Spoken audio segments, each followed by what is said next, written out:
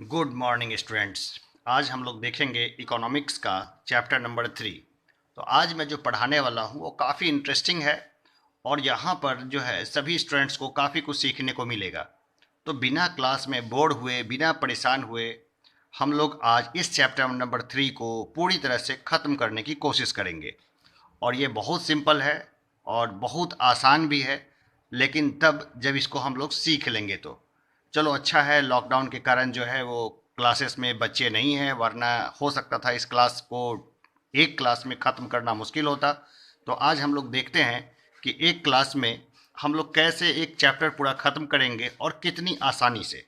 शुरू करते हैं इकोनॉमिक्स का मनी एंड क्रेडिट। ये मनी क्या है तो और ये क्रेडिट क्या है। ठीक है, आज हम इस दोनों को देखेंगे कि मनी क्या है और क्रेडिट क्या है।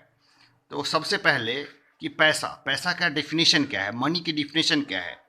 तो money is to store value. ठीक है ना, मनी क्या करता है, वैल्यू को स्टोर करता है।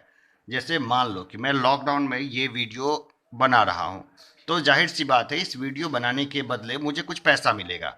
वो जो पैसा मिलेगा वो अगर मैं काम नहीं करता तो वो पैसा मुझे नहीं मिलता। अगर मैं बहुत सारे वीडियो बनाता हूँ तो मुझे बहुत सारा पैसा मिलता है। अगर मैं 3 महीने तक भरपूर वीडियो बना लेता हूँ तो मेरे पास इतना पैसा हो जाएगा कि मैं अगर आने वाले 9 महीने तक कोई काम ना भी करूँ तो भी बैठ के आराम से खा पी सकता हूँ। ठीक है, क्लियर है। यानी मनी क्या होता है, तो money is to store value. चलो ठीक है, ये तो मनी की डिफिनेशन बेसिकली हमने देख ली। लेकिन पहले क्या पैसा चलता था, पहले तो हमेशा पैसा नहीं चलता था। तो पहले क्या चलता था, पहले शुरुआत हुई थी व्यापार की, वही थी बार्टर सिस्टम से। ठीक है ना, बार्टर सिस्टम में क्या होता था कि मान लो कि मेरे पास गेहूं है और किसी के पास टमाटर है। तो मुझे ज़रूरत है टमाटर की और उसे ज़रूरत है गेहूं की। तो हम दोनों क्या करते थे, एक्सचेंज कर लेते थे आपस में। मैं उसको गेहूं दे देता, वो मुझे टमाटर दे देता। लेकिन एक प्रॉब्लम थी। वो प्रॉब्लम की क्या थी कि हो सकता था कि मैं जितने गेहूं देता उससे वो सेटिस्फाइड नहीं होता। वो बोलता कि मुझे तो और गेहूं चाहिए और टमाटर जो है वो मैं कम ही दूंगा। हो तो मैं बोलता हूँ अरे तुम्हारे टमाटर सड़े हुए थे, तो वो बोलता तुम्हारे गेहूं में घुन लगा हुआ था। तो ये एक प्रॉब्लम थी कि भाई बार्टर सिस्टम भी हमेशा सफल नहीं है। और दूसरा सबसे बड़ी प्रॉब्लम ये थी कि हो सकता था कि मेरे पास गेहूं है और मुझे टमाटर के जगह जूते चाहिए हो, और जूते जो बेच रहा हो उसको टमाटर चाहिए हो। तो वैसे सिस्टम में मैं क्या ले सकता था, वो नहीं ले सकता था। क्यों? क्योंकि मेरे पास वैल्यू को स्टोर करने के लिए मनी नहीं था, पैसा नहीं था। ठीक है, तो डबल कोइंसिडेंस ऑफ वांट्स का होना जरूरी था किसमें, बार्टर सिस्टम में। बार्टर सिस्टम आज भी चालू है ना गाँव में, आज भी हम लोग यूज़ करते हैं बार्टर सिस्टम का, लेकिन लिमिटेड फॉर्म में। चलो आगे देखते हैं।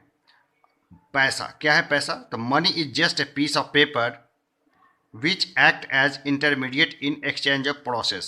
ठीक है, पैसा क्या है कि एक इंटरमीडिएट चीज़ है, एक कागज़ का टुकड़ा है, लेकिन वो किस काम आता है, मीडियम ऑफ एक्सचेंज के काम में आता है वो। ठीक है, क्या होता है वो, मीडियम ऑफ एक्सचेंज।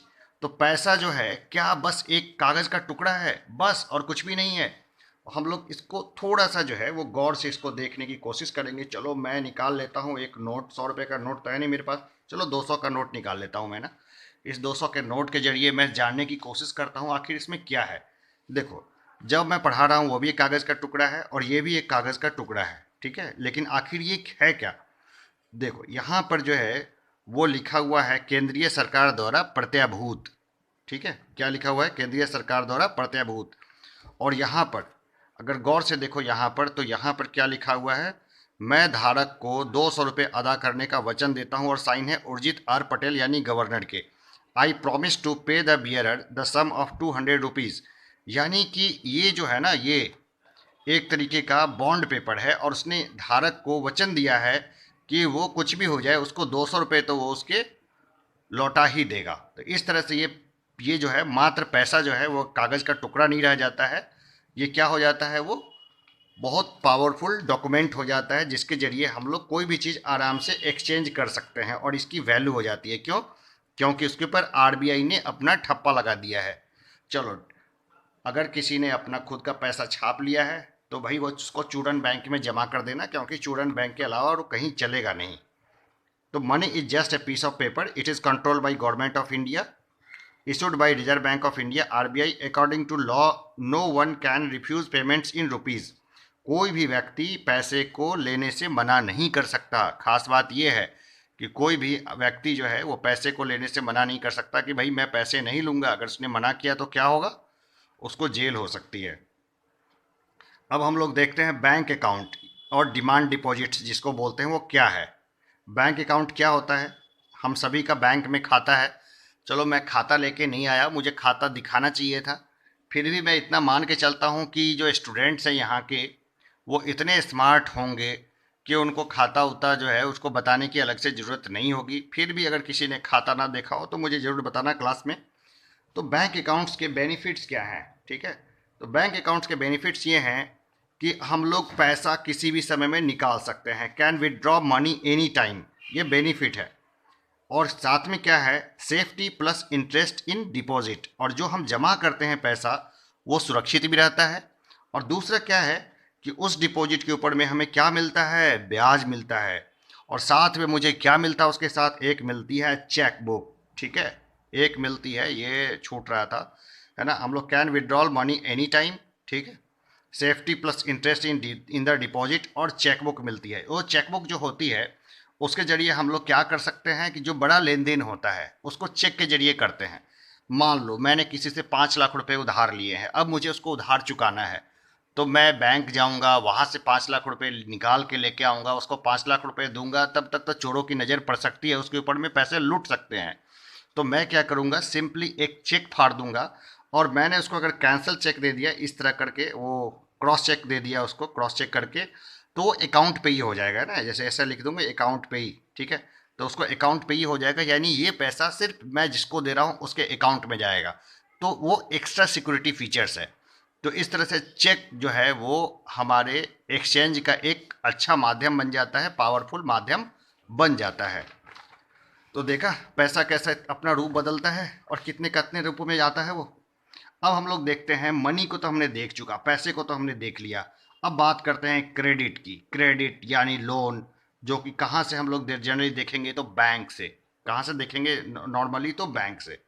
तो सबसे पहले देखें कि हम सारे लोग जो बैंक में पैसा जमा करते हैं, सारे लोग जो बैंक में पैसा जमा कर रहे हैं वो क्या हो गए, डिपॉजिटर्स हो गए, ठीक है ना। खूब सारे डिपॉजिटर्स हो गए, उन्होंने अपना पैसा कहाँ रखा, बैंक में रखा है ना। बैंक मैनेजर बना देता हूँ मैं इसको यहाँ पर। इन्होंने क्या किया, बैंक में जमा कर दिया। अब बैंक जो है उसने क्या किया कि पैसा जो है जिसने लोन मांगा यानी बोरोवर्स को दे दिया। भाई वो माल्या नहीं होना चाहिए, ठीक है, ऐसे बोरोवर्स को दे दिया जो पैसा बैंक को रिटर्न कर दे रहे हैं। अब हमने डिपॉजिट किया पैसा बहुत सारे लोगों ने, और कुछ बोरोवर्स ने पैसे को निकाल लिया। तो ये क्या, बैंक को इंटरेस्ट के साथ पैसा पे करेंगे, और कितना पे करेंगे, तो हो सकता है 8% पैसा पे करें, हो सकता है 9% पैसा पे करें। और ये हमें कितना पैसा दे रही है गवर्नमेंट इंटरेस्ट के फॉर्म में, बैंक के रूप में। तो ये पहले तो 4% था, बाद में ये 3.5% हुआ, और शायद अब ये 3% ही पैसा है जो हमें मिलेगा अपना पैसा जमा करने के फॉर्म में। तो लगभग जो 3% का जो मार्जिन जो बैंक रखती है, यही बैंक का बेनिफिट होता है। ये बहुत बड़ी रकम हो जाती है। तो इस तरह से बैंक जो है वो लोन दे करके पैसा को, पैसे से पैसा बनाता है।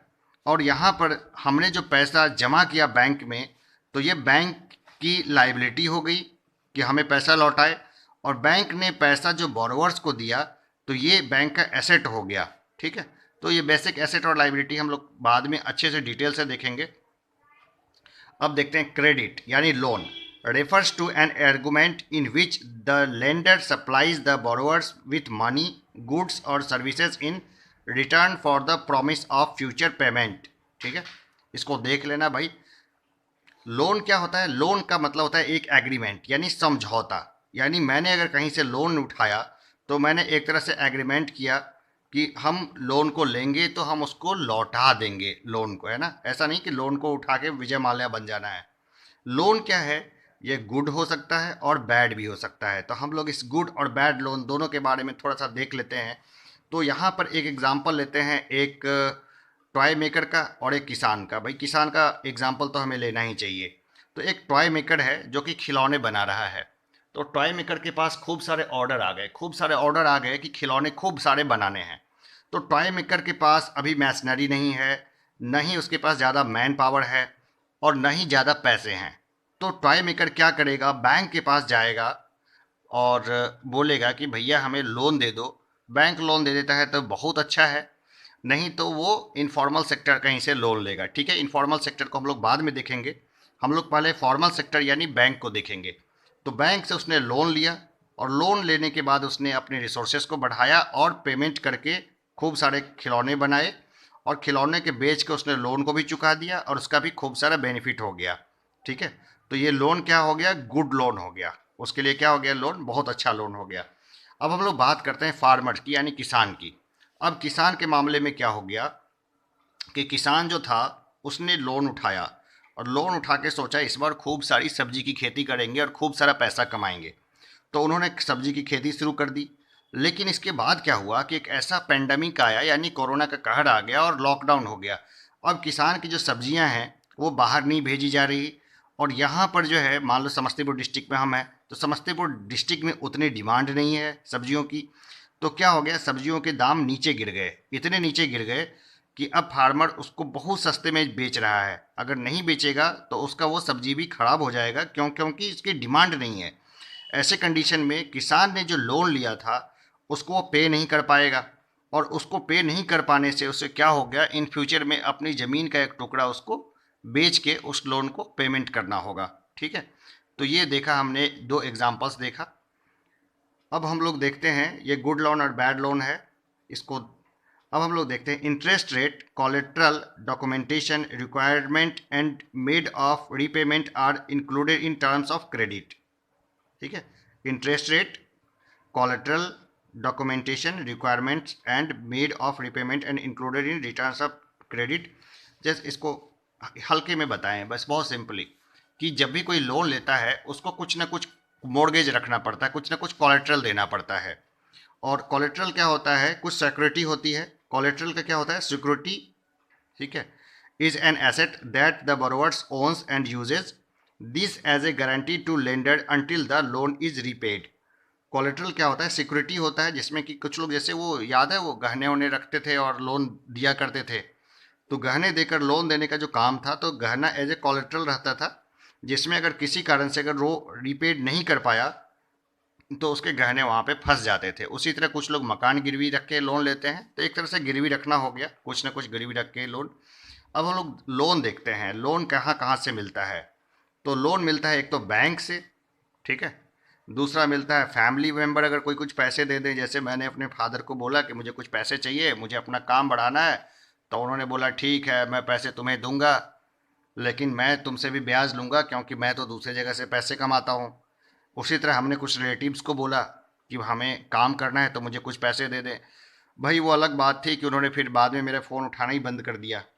फिर मैं बॉस, जहाँ मैं काम करता हूँ, मैं उनसे लोन के लिए कह सकता हूँ कि मुझे अपना सिस्टम अपडेट करना है, मेरे दोनों लैपटॉप ख़राब हो गए हैं, मुझे उसमें फैंस लगवाना है, तो मुझे कुछ पैसे दे दीजिए। ठीक है, तो हो सकता है वो मुझे पैसे दे दें, लेकिन वो मेरी सैलरी से तो काट ही लेंगे, हो सकता है थोड़ा ज़्यादा भी काट लें। फिर इसके बाद मैं अपने फ्रेंड्स से पैसे ले सकता हूँ। तो ये जो बैंक से मैं पैसे लेता हूँ ये हो गया फॉर्मल सेक्टर। लेकिन ये सारे जो हो गए ये सब हो गए इनफॉर्मल सेक्टर। ठीक है, इनफॉर्मल सेक्टर लोन्स, इससे मेरी क्रेडिट में कोई सुधार नहीं होता। अगर मैं बैंक से लोन लेता हूँ तो मेरा एक क्रेडिट स्कोर बनता है, जिसके जरिए मैं बैंक से फिर इन फ्यूचर में ज़्यादा लोन ले सकता हूँ। लेकिन अगर मैं इस तरह से लेता हूँ लोन इनफॉर्मल सेक्टर से, तो किसी किस्म का मुझे क्रेडिट में सुधार नहीं होगा। अब बैंक के रूप में देखें तो ये आरबीआई का रोल जो है वो बहुत महत्वपूर्ण हो जाता है, इस आरबीआई का रोल। ठीक है, तो अब आरबीआई का रोल को हम लोग देख लेते हैं। The reserve bank of India supervises the functioning of all formal sources of loans. ठीक है, जो रिजर्व बैंक ऑफ इंडिया होता है वो सुपरवाइज करता है ऑल फॉर्मल सेक्टर्स के लोन्स का। अभी वित्तीय क्षेत्र में काफ़ी उथल पुथल हो रही है फाइनेंशियल मार्केट में, यानी कि रेपो रेट बैंक आरबीआई ने घटा दी है, फिर भी बैंक्स लोन्स नहीं बांट रहे हैं। 3C का कॉन्सेप्ट है जो निर्मला सीतारमन ने दिया है, जिसके ऊपर में मैं इस क्लासरूम में चर्चा नहीं करने वाला। जो अगर कोई स्टूडेंट जिसको डीप में जानना है वो क्लास से बाहर मेरे से पूछेगा, तो मैं उसको ज़रूर बताऊंगा, लेकिन उसको ज़्यादा लेके नहीं घूमना है, नहीं तो हो सकता है कि भाई बाकी इस सब्जेक्ट में तो टॉप कर जाओ लेकिन बाकी सब्जेक्ट तुम्हारे अटक जाएं, तो ये अच्छी स्थिति नहीं होगी। अब दूसरा है RBI monitors the banks in actually maintaining the minimum cash balance that is 50% of the total deposits. ठीक है, आरबीआई क्या बोलता है कि भाई कैश बैलेंस बैंक्स रखे। बैंक में जो आप पैसा जमा करते हैं वो पूरा पैसा जो है वो बैंक फ्लो कर देता है कहाँ पर, लोन्स देने में। लेकिन ऐसा भी तो हो सकता है कि कुछ लोग पैसा लेने के लिए बैंक में पहुंच जाएं, तो वैसे कंडीशन में 15% पैसा बैंक अपने पास रखते हैं कि ऐसे लोगों को दिया जा सके। थर्ड पॉइंट देखते हैं, periodically banks have to submit information to the RBI on how much they are lending to whom at what interest rate etc. अब क्या है कि समय समय पर जो बैंक्स है उनको आरबीआई को बताना पड़ता है कि उन्होंने कितना लोन बांटा है और किसको दिया है और किस इंटरेस्ट रेट पे दिया है। ठीक है, तो ये आरबीआई जो मॉनिटर करती है बैंक्स, ये उनके लिए है।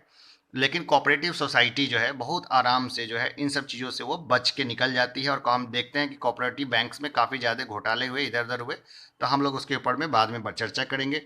अब हम लोग देख लेते हैं फॉर्मल वर्सेस इनफॉर्मल सेक्टर्स को। ठीक है, तो फॉर्मल सेक्टर्स में जो है इसका सुपरविजन कौन करता है, तो आरबीआई है ना, पहले सुपरवाइज्ड बाय आरबीआई।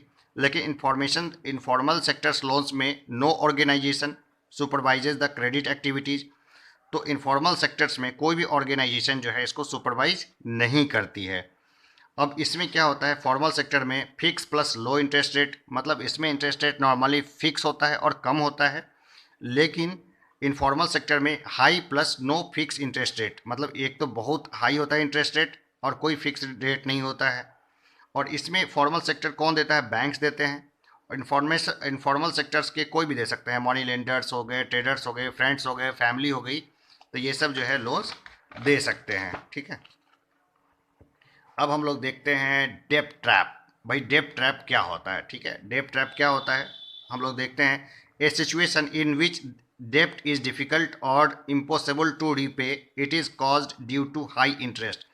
अगर कहीं पर खूब ज़्यादा इंटरेस्ट हो तो वैसे कंडीशन में लोग अपने लोन को नहीं चुका पाते, तो उसको बोलते हैं डेप्ट ट्रैप।